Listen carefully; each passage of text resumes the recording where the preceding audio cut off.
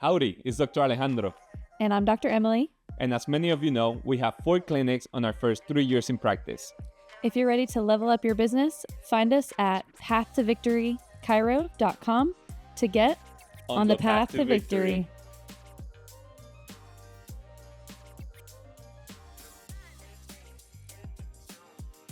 This episode is for chiropractors that are new into business or are associating or just graduated from chiropractic school. What is the fear of asking for money?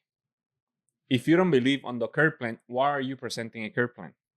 If you don't believe that the patient is going to pay that amount of money that you're asking for, why are you even asking for that amount of money?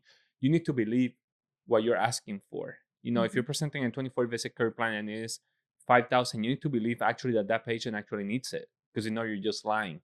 But if that patient actually needs it, you're not going to feel bad with it because they actually need it. If that patient is suffering from sciatica and that patient cannot play with their kids, you're being selfish on thinking like they're not able to pay it. You're just assuming that, putting that into the universe, and guess what? That's exactly what's going to happen. That's a problem that we've been starting to see with recent grads that are opening their new clinic or associating. They're just scared of asking for money. Like, is it that you don't believe in your services? You don't believe in chiropractic?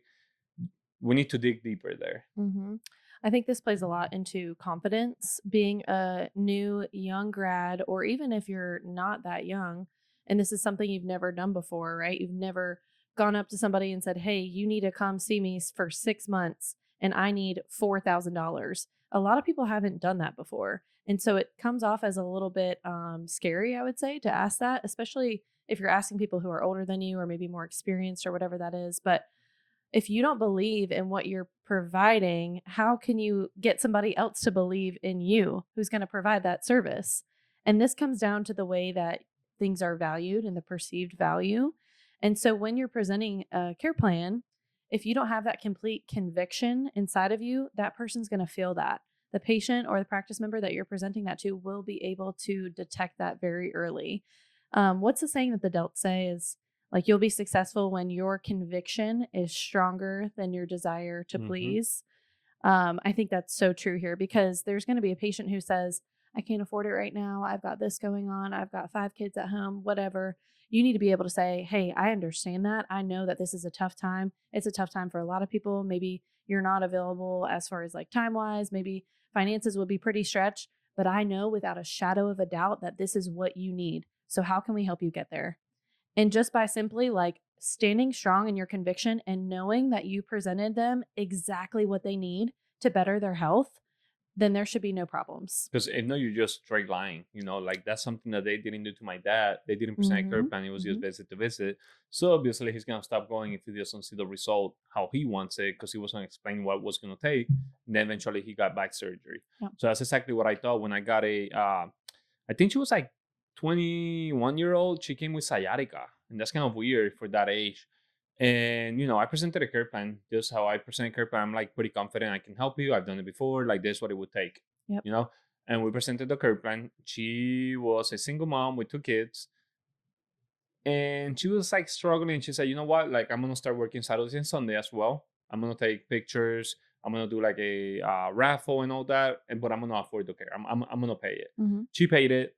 Eventually sciatica stopped. She was feeling great, and to the point that she got pregnant and everything while she was on care. So, it's like, if I wouldn't present that, she would probably be struggling with that same sciatica, being miserable around her daughters. Yep. So it goes more than just presenting a care plan. It's like, what is that person not able to do? Yeah. Due to the pain or the condition that they're suffering from. Yeah. So you're just being selfish by thinking it's about you there. What is it keeping them from?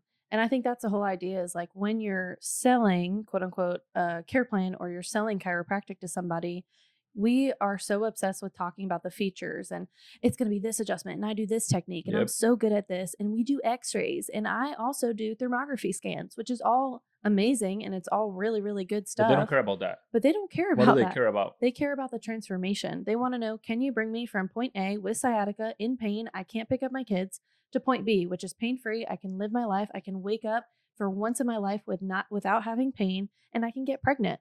These are the types of things that we need to be talking about. And simple thing like that is like, hey, Emily, like, I know you have sciatica, having lower back pain. Like more than that, how is this affecting your lifestyle? Mm-hmm.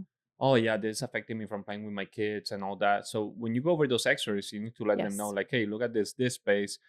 That is the reason that you're not playing with your daughters right now. Yeah. So, and when you present the care plan, like be confident enough that you're gonna give them that life back. Yeah. If you're confident in your care plan, you need to bring the daughters into the care plan, like mentioning that. Have to touch on the pain points for sure. That's what I mean. Any good salesperson will do that, right? Like a car salesman. Oh, why do you want this new car? No, like nobody's buying a Corvette just to like have in their driveway. They want to drive their Corvette and enjoy it. Maybe they live in the mountains and they want to have fun while they're driving their Corvette in the mountains. A good salesperson is going to get deeper and they're going to figure out why this person wants a Corvette versus just, well, here's the million Corvettes that we have here. A good salesperson will understand the root of why you're looking for what you're looking for. This person already came into your office, right? They're already begging, looking for your help in some form or fashion. All you have to do is figure out how you can help them, present it with complete conviction, and get them to close on it. That's what we got to do. And we know that it works. That's the thing, too, is like, I'm not selling a drug that's a trial and error drug. I'm not selling a surgery that's like, yeah, there's a 50% chance it'll Mhm. work. I know without a shadow of a doubt, chiropractic can help you. It can regulate your nervous system. So, what's stopping you from presenting them with complete conviction? We love talking about this kind of stuff. We love when people get under chiropractic care. It's our joy, it's our passion, it's what we do. And we love helping chiropractors to connect to other communities as well to help have ultimate impact with their people. So, if you want to connect more with us, we have a website called paththovictorychiro.com. We'd love to talk with you.